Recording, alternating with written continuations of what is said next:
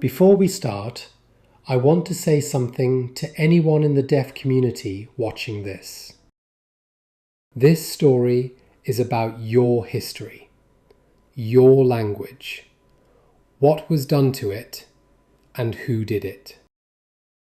I research this as carefully as I research everything on this channel, and I want you to know that this video exists because this story deserves to be told accurately. To everyone else watching, please be respectful in the comments. Members of the deaf community and their families may be here. She went to school knowing one language, the only language she had ever known, the language her deaf family had spoken her entire life. On her first day, her teacher took it away. She was not allowed to use her hands, not allowed to sign, not allowed to communicate in the only way she knew how.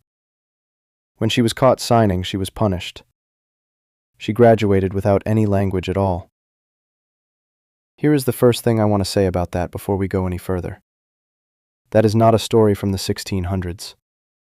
That is the account of a woman who grew up in an American school for the deaf in the 20th century.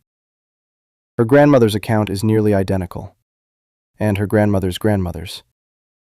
Because what happened to this family happened to generations of deaf children in American schools for nearly a century.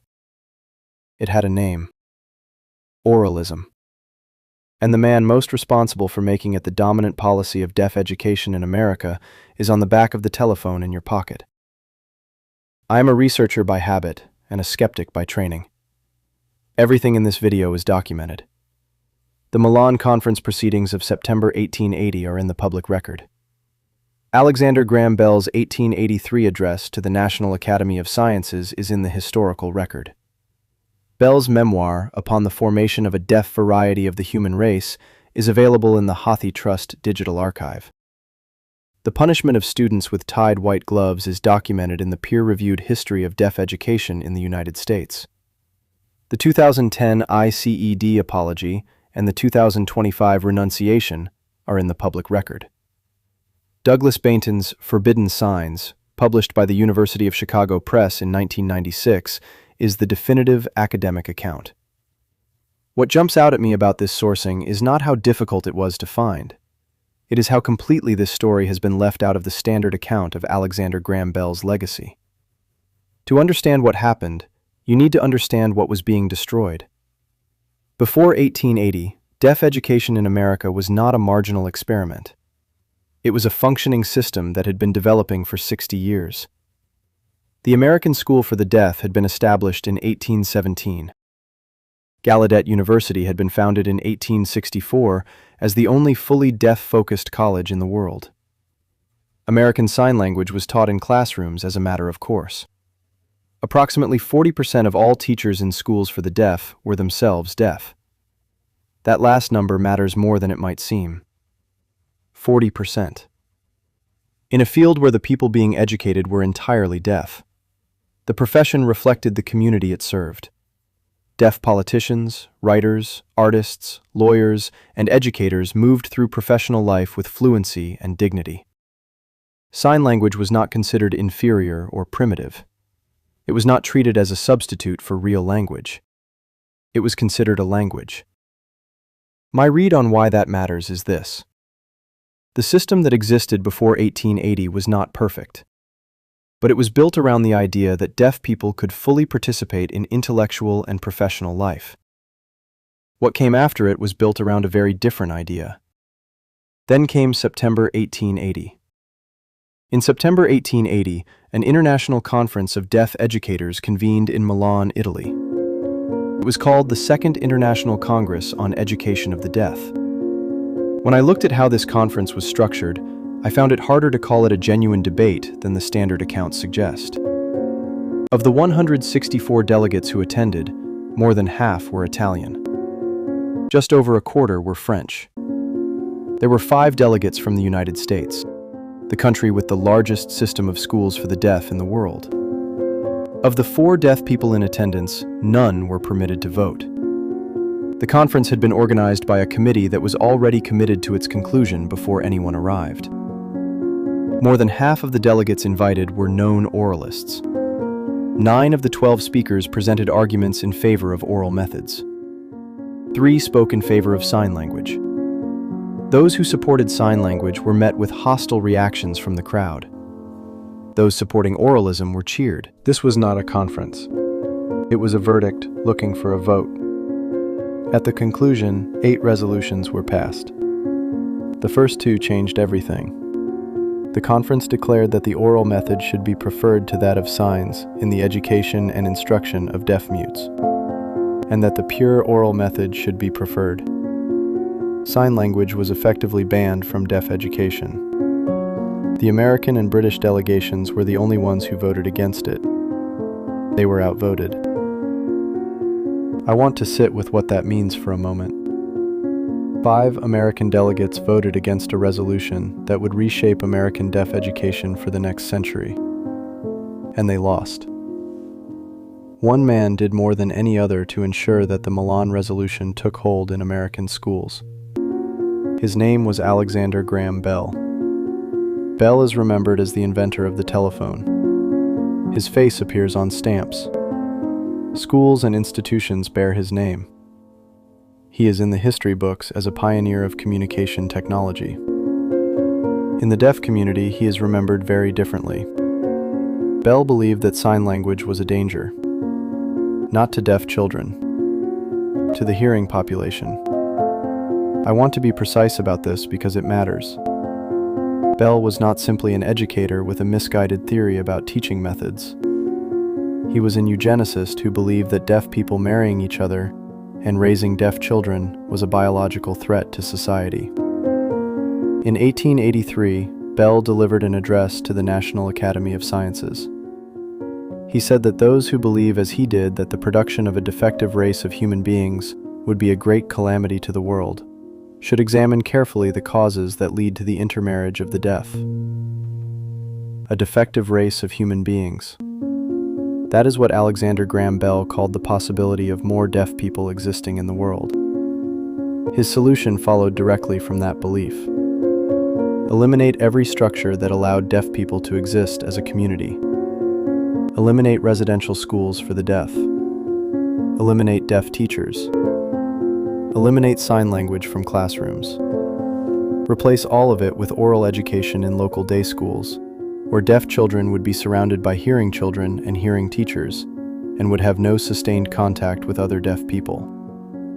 Bell used his enormous fame and the fortune from the telephone to promote oralism at the national level for decades. He printed his memoir upon the formation of a deaf variety of the human race, and sent it to members of Congress, to the principals of schools for the deaf, and to anyone with influence over education policy. Here is the detail that does not add up to me when I think about how Bell is remembered. He later said in his own words that his greatest contribution was not the invention of the telephone. It was his work on behalf of oral education. He told us. He considered this his legacy, and we put him on the telephone anyway. What I'm about to describe happened to real children in real schools. Some of those children, or their descendants, may be watching this right now. I want everyone in the comments to remember that before they type anything. These were kids. They were trying to talk to each other. Please treat this section with the respect it deserves. In the schools that adopted oralism, the classroom became a different place. Deaf teachers were fired, replaced by hearing educators trained in oral methods who had no fluency in sign language, and in many cases, no real understanding of how deaf children actually learn. Students were not allowed to sign in class, not allowed to sign in dormitories. Some schools extended the ban off campus entirely. If a student was seen signing outside school, they could be reported and punished when they returned. The punishments were physical. Students caught signing were sent to the principal's office and had their hands slapped with a ruler. Some schools went further. They forced students to wear white gloves that were tied together to prevent them from signing at all. White gloves tied together on a child's hands, because the child tried to speak in the only language they had. Hours of every school day were spent not on mathematics, reading, history, or science. They were spent drilling speech, lip reading exercises, pronunciation work, vocal repetition of sounds that many deaf children would never be able to hear themselves make. For most deaf children, the instruction failed. Spoken English and lip reading were acquired fluently by only a small number of students. The majority left school with neither their native signed language nor functional spoken language. They left with nothing. And here is the part I find most difficult to accept when I read through the historical record. A child who grows up without any language, not signed, not spoken, not written, suffers permanent neurological changes. Changes that affect not just language, but mathematics, social development, the capacity to form abstract reasoning, and the ability to fully understand the world. This was documented. The research existed. The harm was known. What was not present in the rooms where these decisions were made was a single deaf voice with any power to change them. The people making the decisions were hearing. The people suffering the consequences were not at the table. Sign language did not die. It went underground. Deaf children taught each other in dormitories after lights out, in the corridors between classes, on weekends when supervisors were not watching, in deaf clubs, churches, and community gatherings across the country. Adults continued passing ASL from generation to generation, in defiance of every institution that was trying to erase it. Deaf professionals who had thrived before 1880 fought to preserve the language and the culture that oralism was working to eliminate. They did this without institutional support, without funding, and without the recognition of the academic establishment. In 1960, a linguist named Dr. William Stokoe published research at Gallaudet College demonstrating that ASL was not a collection of gestures or a simplified substitute for English. It was a complete language with its own grammar, its own syntax, its own internal logic, and its own capacity to express any idea that any spoken language could express. His colleagues initially rejected the research.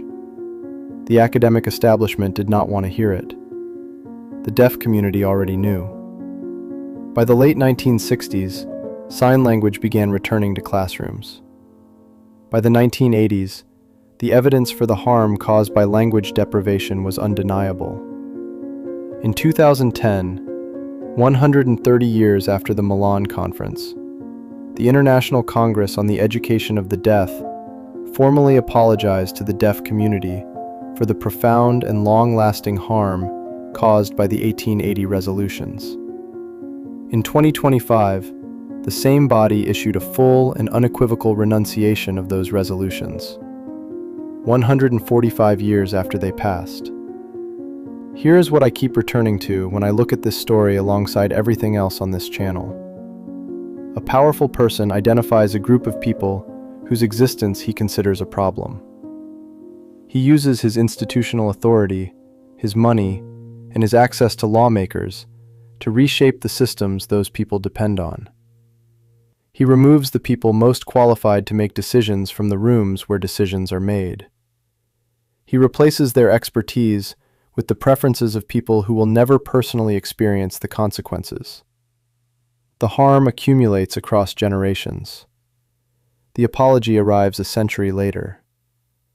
The deaf children who had their hands tied in those classrooms were not a footnote in Alexander Graham Bell's story. They were the direct result of what he believed, and what he spent his life working to achieve. He told us this himself. He said his greatest contribution was not the telephone. I genuinely do not know how we have held on to the telephone legacy while quietly removing the other half of the story. Both things are true. He invented a technology that changed human communication. He also spent decades and a fortune trying to prevent a community of human beings from using their own language. You do not get to keep one without acknowledging the other. She went to school knowing one language. On her first day, her teacher took it away. She graduated without any language at all. Her grandmother's account is nearly identical, and her grandmother's grandmother's. What happened to this family happened to generations of deaf children in American schools for nearly a century. The man most responsible believed he was protecting the hearing population from too many deaf people. He called it a calamity. He sent his argument to Congress. He used his telephone fortune to promote it nationally for decades. And in the schools where his ideas took hold, children had their hands tied together with white gloves when they tried to speak in the only language they had ever known. Not one school was criminally investigated. Not one policy was ever declared unconstitutional. The International Congress on Education of the Deaf issued an apology 130 years later. In 2025, the 1880 resolution was fully and unequivocally renounced, 145 years after it passed.